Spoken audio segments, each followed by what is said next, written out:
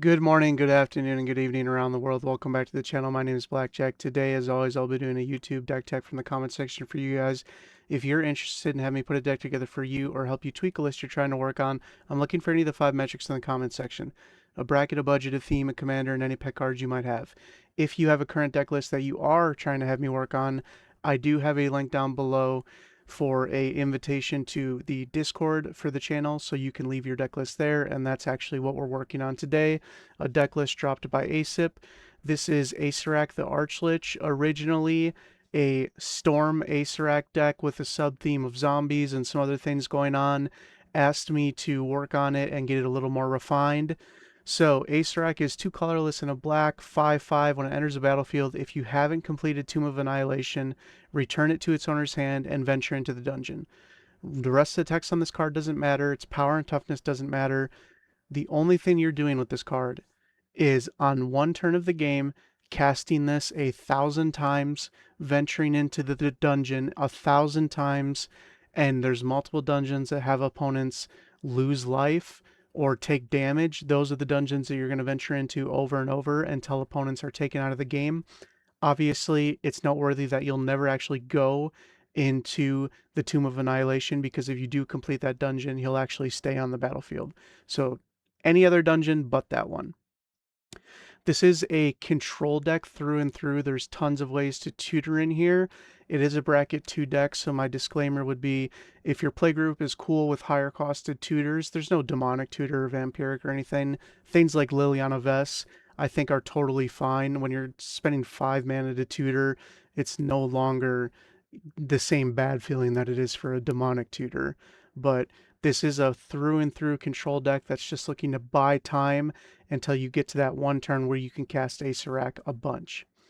So Liliana Vess to tutor, a Curse Marauder and Demon's Disciple both to basically just be removal. As always, when it comes to removal in Commander, 1-for-1 removal is not necessarily good because there's still 2 players that didn't get rid of any cards. They didn't get rid of anything that they had going on. You and one person both lost a card while the rest of the table netted, positive because you both lost a card. So when it comes to removal, you want to make sure that your removal is doing more than 1-for-1. Ayara and Cabal Paladin will both end the game very quickly just by casting Acererak over and over because they'll deal damage. Blood Pet is just basically a turn 1, make 1 mana, so get to Acererak ideally on turn 2 if you could.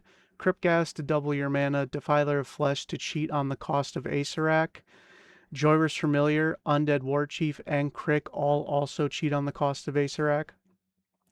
Grim Servant will let you tutor up specific spells to obviously combo out and win the game.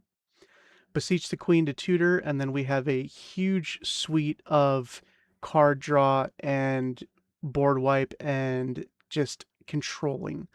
Black Sun Zenith, Blasphemous Edict, Damnation, Dead of Winter, Feed the Swarm, Mutilate, Rankle's Prank, Toxic Deluge are all here to deal with the board. And then as far as card draw, you have things Night's Whisper, Read the Bones, Sign in Blood, and then Tutors, Dark Petition, Lively Dirge, Beseech the Queen. These are all ways to find specific win conditions. Instance, more card draw here, Blood Pact, and then you have ways to make mana, Cabal Ritual, Dark Ritual, and then also more removal and ways to buy time. Darkness to prevent all combat damage, Go for the Throat, Liliana's Triumph, Power Word Kill, Shieldred's Edict, Snuff Out, Soul Shatter, Sudden Spoiling, all ways to buy you time. Imp's Mischief to kind of be a counterspell in mono black. Rain of Filth for that one turn where you need extra mana. Shred Memory, you're always going to be transmuting this. Artifacts, Aetherflux, obviously if you're casting Acererak a million times, Aetherflux will also just win the game on the spot. Arcane Signet, there is not much mana ramp in here. Arcane Signet, Soul Rain are kind of like the 2 dedicated pieces. It's not necessary when your commander costs 3, and when your game plan is just keep the board clean until you're ready to combo out. Bantu's Monument is another way to end the game if you're casting Acererak multiple times. Extraplanar Lens can double your mana. Cloud Key to make him cheaper. Eye of Vecna and Hand of Vecna. The Book of Vile Darkness, we wanted to keep the sub theme of, obviously ideally getting Vecna out just as a fun thing to do. Kind of the pet cards in the deck, not necessarily part of the main win condition. Jet Medallion to cheat on costs. Panharmonicon to let you double up on the triggers for entering in the dungeon. Relic of Legends is one of your actual main combo pieces that you're going to be tutoring for quite often. Semblance Amble to make stuff cheaper. Enchantments, Black Market Connection, and Phyrexian Arena to draw cards. No Mercy, Contamination, both mean but effective ways of buying yourself time. And then you have things like Carnival of Souls, Heartless Summoning, the Sib Sig Ceremony, and Tiny Boy. Oh my god, I cannot speak. Tiny Bones joins up all ways of uh, allowing you to combo out. Lands, nothing crazy here. A Bog, a Coffers, an Urborg, a Nykthos, and a bunch of swamps. Keeping it simple. We didn't need to change very much. Overall, we cut most of the package of zombies, and at first aysip was kind of standoffish of removal, but I leaned heavily into it in order to, kind of buy time to set up. So again, if you go to EDH Rec, this will allow you to take a look at combos that are available in your archetype. So if you look at, this combo, for example, so with this one, if you have Acererak, Heartless Summoning, and Relic of Legends, basically you have Heartless Summoning out, so all of your creatures are 2 colorless less. And then Relic of Legends says tap an untapped legendary creature to add a mana of any color.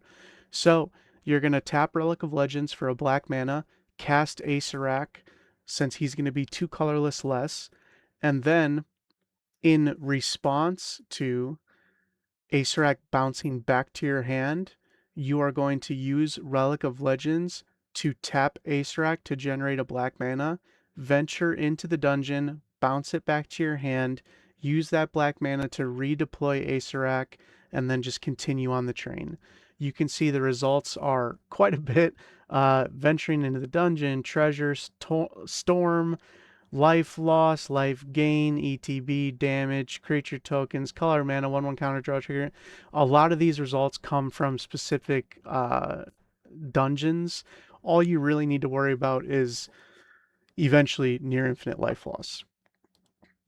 So if we look at another combo like this one, we have, this is obviously a ton of cards necessary for this, but Ayara and Bantu's Monument basically giving you back the life that you're spending with Crick in order to cheat on casting Acererak alongside Heartless Summoning. It gives you all the steps here for all these combos on how to do them. So what I would recommend is look through these combos. A lot of these require many, many cards. So the ones that you really are focused on is the Heartless Summoning Relic of Legends. I think that's probably the best card here, or the best combo here. And then there's also ones with Carnival of Souls, Aetherflux Reservoir, tons of ways to go infinite, venture into the dungeon.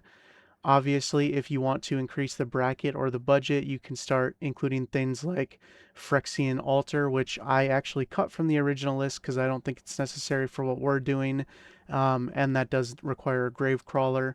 But Bolus's Citadel, Sensei's Top, along Aetherflux is a pretty well-known combo. There's tons of ways to go infinite here. There's tons of ways to tutor up those pieces, and there's tons of ways to buy yourself time, which is the whole premise of what this is trying to do. I think it's a pretty cool deck. Probably something that I would only play like once a night because I'd be pretty confident in myself and my ability to win the game with it. But overall, I think that's exactly what you were looking for, and I think that's exactly what we did here. So make the changes, give it a try, and let me know how it plays out. Thank you so much for watching. As always, Godspeed.